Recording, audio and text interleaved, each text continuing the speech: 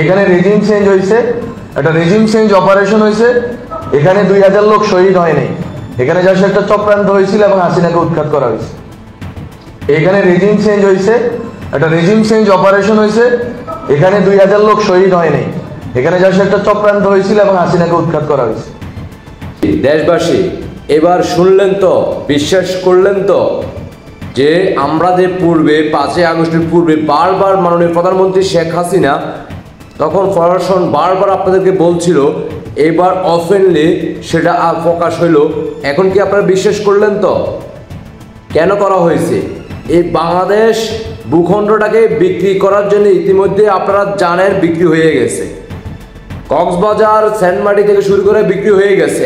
ভারত পাকিস্তানের যুদ্ধ লাগিয়ে গেছে। এই বাংলাদেশও যুদ্ধের দাবাঙা বাঁচবে, সময় লাগবে মাত্র অল্প কয়েকদিন। দেশে বাংলাদেশকে যারা ধারণ করেন তারা প্রস্তুতি গ্রহণ করেন।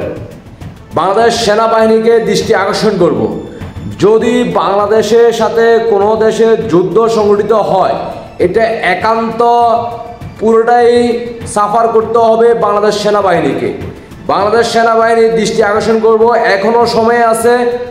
বাংলাদেশের মানুষ এইবার সাধারণ জনগণ বুঝে গেছে 5ই আগস্টের পূর্বে জুলাইয়ের মাস্টার মাইন্ডের মধ্য দিয়ে বাংলার জনগণ ইতিমধ্যে আমরা সবাই বুঝে গেছি, জেনে গেছি।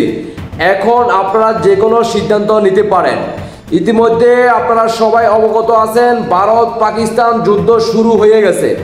যদি বাংলাদেশের ভূখণ্ডকে বহির্বিশ্বের শক্তি, বহির্বিশ্বের সেনাবাহিনী বাংলাদেশের ভিতরে ঢুকে আর সেটাকে ব্যবহার করে বাংলাদেশের ভূখণ্ডকে ব্যবহার করে অন্য দেশকে আক্রমণ করার চেষ্টা করে, তখন অন্য দেশে বাংলাদেশের উপরে বোমা, বিমান হামলা থেকে শুরু করে সকল কিছু করবে। এতে বাংলাদেশের ভূখণ্ড হয়ে যাবে সিরিয়ার মতো।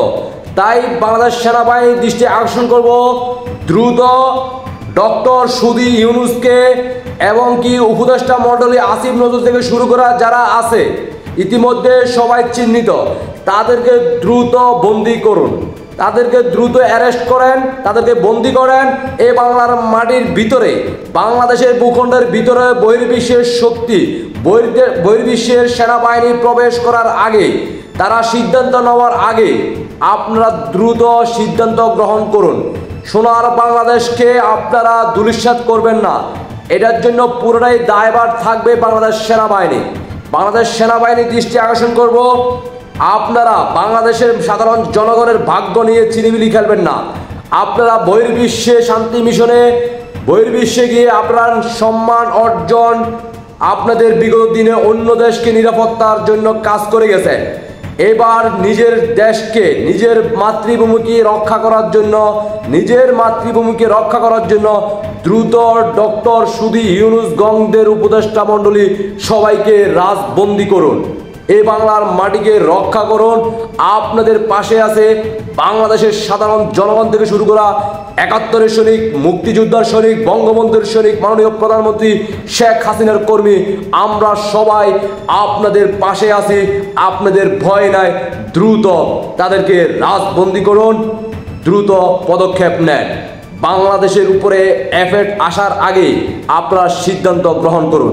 আশা করি আপনারা বুঝতে পারছেন। সবাইকে বিশেষ করে অনুরোধ জানাবো, আপনারা যার যার অবস্থান থেকে দেশে প্রবাসে যেখানেই থাকুন না কেন, যাতে করে বাংলাদেশ সেনাবাহিনীর দৃষ্টি যাতে এই ভিডিও বার্তা পৌঁছায়, আপনারা সর্বোচ্চ শেয়ার করে দেশবাসীকে দেখার সুযোগ করে দিবেন। সবাই গর্জে উঠুন, প্রতিবাদ করুন বাংলাদেশকে রক্ষা করতে। আপনারা এই মুহূর্তে সবাই সজাগ হন, আর সিনিবিরি খেলা খেলবেন না, কেউ এটাকে নিয়ে খেলনা পুতুল নিয়ে ভাববেন না। আশা করি বুঝতে পারছেন। বিগত 7-8 মাস আগে আমরা বারবার সতর্ক করছিলাম, আপনারা সেটাকে পাত্তা দেন নাই, সেটাই কিন্তু শুরু হয়ে গেছে অলরেডি। এবার বাংলাদেশের ভূখণ্ডের ভিতরে বহির্বিশ্বের শক্তি, বহির্বিশ্বের সেনাবাহিনী প্রবেশ করাতে যাচ্ছে। বিভিন্ন দেশ সুযোগের অপেক্ষায় আছে, আর সেটা সুযোগ করে দিবে ডক্টর সুদি ইউনুস। আশা করি আপনারা বুঝতে পারছেন। সবাইকে অসংখ্য ধন্যবাদ। আপনাদের ব্যক্তিগত মতামত অবশ্যই কমেন্টে জানিয়ে যাবেন। আল্লাহ হাফেজ।